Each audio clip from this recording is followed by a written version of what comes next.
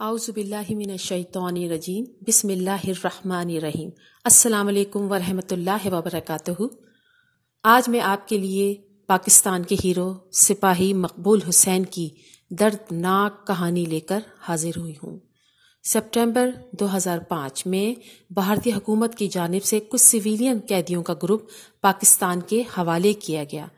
ان میں سے ایک قیدی ایسا بھی تھا جس کی زبان کٹی ہوئی تھی لیکن آنکھوں میں چیتے جیسی چمک موجود تھی۔ وہ اپنے بارے میں کچھ بھی بتانے سے قاصر تھا، لہذا انہیں بلقیس عیدی سینٹر بھجوا دیا گیا اور ان کے بارے میں اخباروں میں اشتہارات دے دیے گئے۔ اس شخص کی ایک بہن زندہ تھی اور ان کا ایک بیٹا آرمی سے ریٹائرڈ تھا۔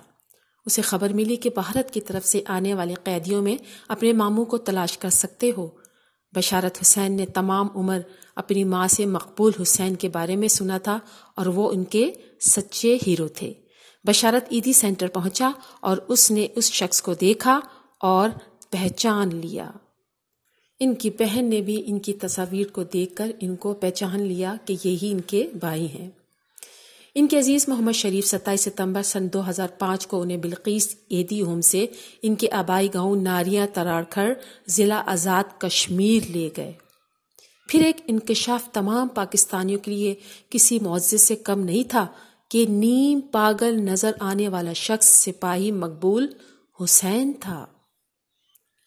کشمیر میں ہونے والے آپریشن کا سپاہی جو دشمن کی قید میں زندگی کے 40 برس گزار کر اپنی دھرتی ماں پر واپس پہنچ گیا تھا۔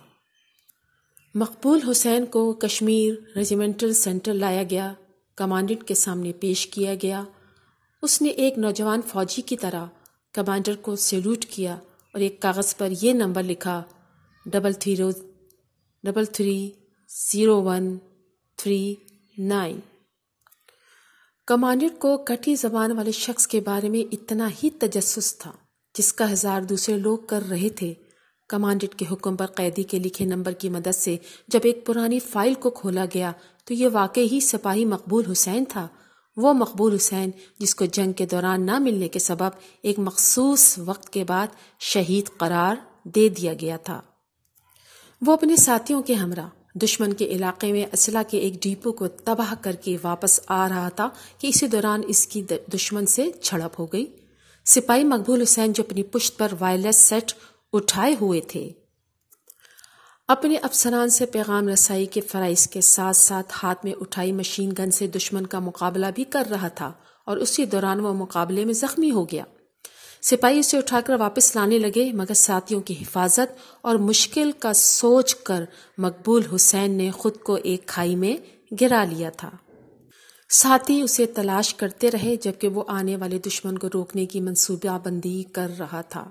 ساتھی جب اسے نہ ڈھونڈ سکے تو آگے بڑھ گئے اور پھر مقبول حسین نے اپنی مشین گن سے دشمن کو مسلسل الجھائے رکھا۔ اسی دوران اسے مزید گولیاں لگی اور وہ دشمن کے ہاتھوں جنگی قیدی بن گیا۔ جب جنگ ختم ہوئی تو دونوں ملکوں کے درمیان قیدیوں کی فہرستوں کا تبادلہ ہوا۔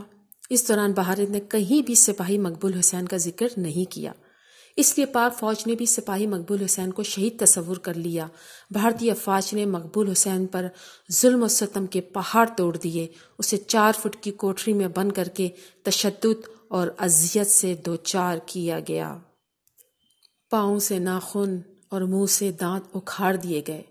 اس کی زبان پر ایک ہی نعرہ ہوتا تھا، پاکستان زندہ باد۔ وہ اسے مجبور کرتے کہ پاکستان کو برا کہو مگر اس کی زبان پر صرف اپنے وطن عزیز کا نعرہ ہوتا تھا۔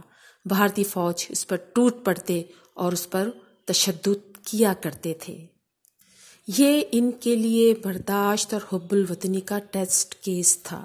اسے جنگی قیدی کا سٹیٹس بھی اس لیے نہیں دے رہے تھے کہ مقبول حسین ان کے لیے ایک ضد تھا، چیلنج تھا، جبکہ مقبول کے لہو میں تو صرف اس وطن کی محبت تھی۔ سپاہی مقبول حسین ڈٹا رہا۔ اس کی ہمت کے سامنے بھارتی سپاہ کچھ بھی نہ کر پا رہی تھی۔ وہ تو بس ایک نعرہ لگاتا اور جیل کے دیوار گونج اٹھتے، پاکستان زندہ باد۔ آخر کار انہوں نے اس کی زبان سے بدلہ لینے کا صفاقانہ فیصلہ کر لیا انہوں نے سپاہی مقبول حسین کی زبان ہی کاٹ ڈالی۔ اب وہ پاکستان زندہ باد کا نعرہ نہیں لگا سکتا تھا، ہاں مگر وہ لکھ تو سکتا تھا نا۔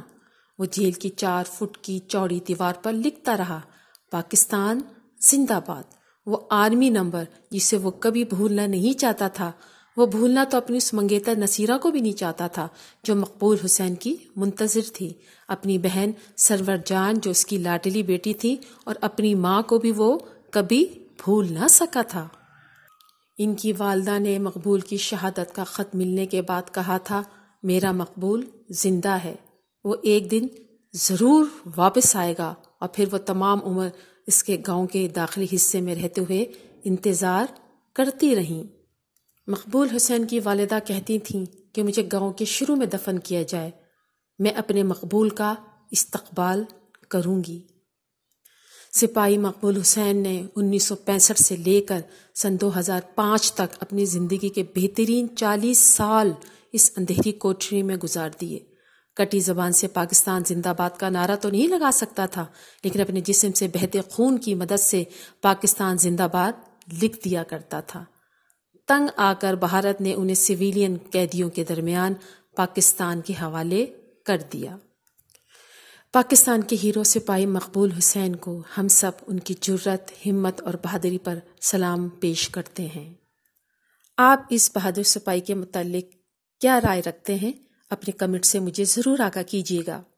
ایک نئی ویڈیو کے ساتھ میں پھر حاضر ہوں گی، اس وقت تک کے لیے اللہ حافظ۔